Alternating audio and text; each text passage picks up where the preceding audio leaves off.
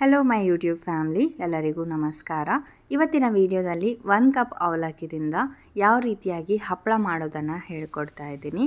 So ಯಾವುದೇ ರೀತಿಯಾದಂಥ soda ಹಾಕೋ ಅವಶ್ಯಕತೆ ಇಲ್ಲ, ಪಾಪಡ್ ಖಾರ ಹಾಕೋ ಅವಶ್ಯಕತೆ ಇಲ್ಲ. ನೀವು ಯಾವ ಸೈಜಲ್ಲಿ ಪಾಪಡ್ ಹಾಕ್ತೀರಾ ಅದರ ಡಬಲ್ ಸೈಜ್ ಆಗುತ್ತೆ. ಸೊ ತುಂಬಾ ಈಸಿ ಮೆಥಡಲ್ಲಿ ನಿಮ್ಮ ಜೊತೆ ಶೇರ್ ಮಾಡ್ತಾ ಇದ್ದೀನಿ. ಬನ್ನಿ ಹಾಗಾದರೆ ಹೇಗೆ ಮಾಡೋದು ಅಂತ ನೋಡೋಣ. ಮೊದಲಿಗೆ 1 ಕಪ್ ಆಗಷ್ಟು ನಾನು ಅವಲಕ್ಕಿನ ತೊಗೊಂಡಿರೋದು. ಯಾವ ಬೇಕಾದರೂ ನೀವು ಅವಲಕ್ಕಿ ತೊಗೋಬಹುದು, ಆದರೆ ಪೇಪರ್ ಅವಲಕ್ಕಿ ಮಾತ್ರ ತೊಗೋಬೇಡಿ, ಅದರಿಂದ ಚೆನ್ನಾಗಿ ಬರೋದಿಲ್ಲ.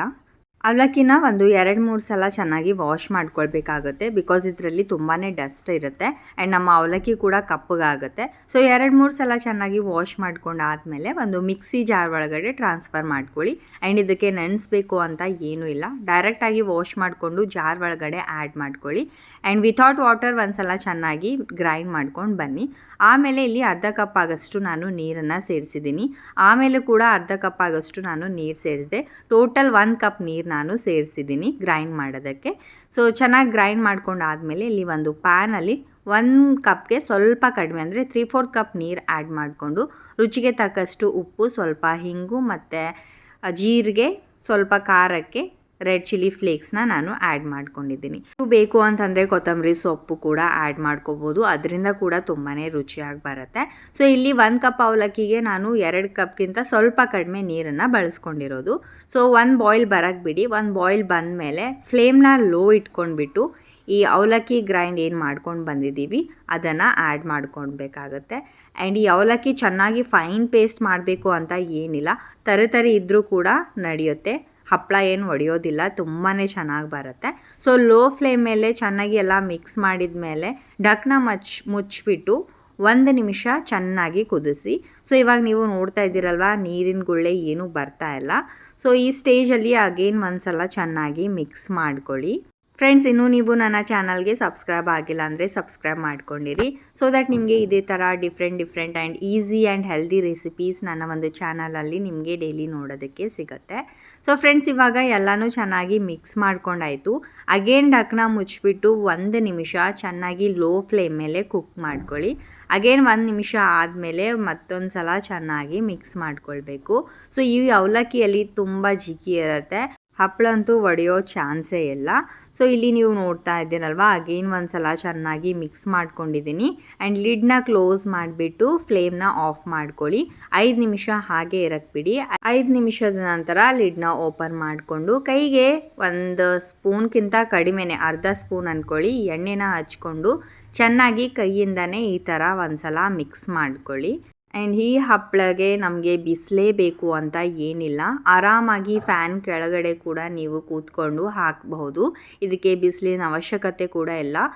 ನೀವು ತುಂಬ ದಿನ ಸ್ಟೋರ್ ಮಾಡ್ಕೊಂಡು ಇಡಬೇಕು ಅಂತಂದರೆ 1 ದಿವಸ ಆದರೂ ಬಿಸಿಲು ತೋರಿಸ್ಬೇಕು. ಸೊ ಆವಾಗ ನೀವು ಆರಾಮಾಗಿ 1 ವರ್ಷ ಕೂಡ ಸ್ಟೋರ್ ಮಾಡ್ಕೊಂಡು ಇಟ್ಕೋಬಹುದು. ಸೊ ಇಲ್ಲಿ ನೀವು ನೋಡ್ತಾ ಇದ್ದೀರಲ್ವ, ನಾನು ಒಂದು ಪ್ಲಾಸ್ಟಿಕ್ ಶೀಟ್ನ ಹಾಸಿದ್ದೀನಿ ಟೇಬಲ್ ಮೇಲೆ. ಆ್ಯಂಡ್ ಒಂದು ಸಣ್ಣ ಪ್ಲಾಸ್ಟಿಕ್ ಶೀಟ್ ಕೂಡ ತೊಗೊಂಡಿದ್ದೀನಿ. ಸೊ ಹಿಟ್ಟನ್ನು ಈ ಥರ ಉಂಡೆ ಮಾಡಿಕೊಂಡು ಪ್ಲಾಸ್ಟಿಕ್ ಶೀಟ್ ಮೇಲೆ ಇಟ್ಟಿದ್ದೀನಿ.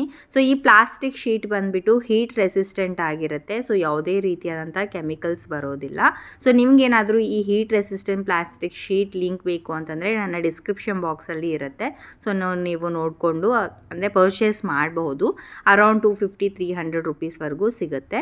ಸೊ ಈ ಥರ ಪ್ಲಾಸ್ಟಿಕ್ ಶೀಟ್ ಮೇಲೆ ಅಗೇನ್ ಈ ಥರ ಮುಚ್ಕೊಂಡು ಒಂದು ಪ್ಲೇಟ್ ಸಹಾಯದಿಂದ ನೀವು ಪ್ರೆಸ್ ಮಾಡಿದ್ರಿ ಅಂತಂದರೆ ಈ ಥರ ರೌಂಡ್ ಶೇಪ್ ಬರುತ್ತೆ. ಆ್ಯಂಡ್ ನಾನು ಸ್ವಲ್ಪ ದಪ್ಪ ಸೈಜ್ ಉಂಡೆನ ಇಟ್ಟಿರೋದು.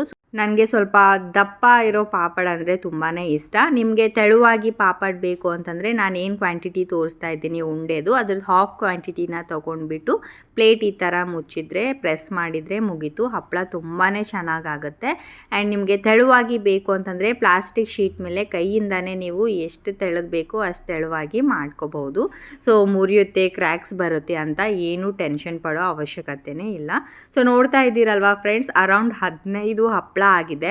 ನಾನು ದಪ್ಪ ಸೈಜ್ ಮಾಡಿರೋದ್ರಿಂದ 15 ಆಗಿದೆ. ನೀವು ತೆಳುವಾಗಿ ಮಾಡ್ತೀರಂತಂದರೆ ಅರೌಂಡ್ 20-30ವರೆಗೂ ಆರಾಮ್ಸೆ ಆಗುತ್ತೆ. ಸೊ 1 ದಿನ ಆದಮೇಲೆ ಆದಮೇಲೆ ನಾನು ನೋಡ್ತಾ ಇದ್ದೀರಲ್ವ ಈ ಥರ ಉಲ್ಟಾ ತಿರುಗಿಸ್ತಾ ಇದ್ದೀನಿ. ಸ್ವಲ್ಪ ದಪ್ಪ ಹಾಕಿರೋದ್ರಿಂದ ಒಣಗೋಕ್ಕೂ ಕೂಡ ಸ್ವಲ್ಪ ಟೈಮ್ ತೊಗೊಳುತ್ತೆ.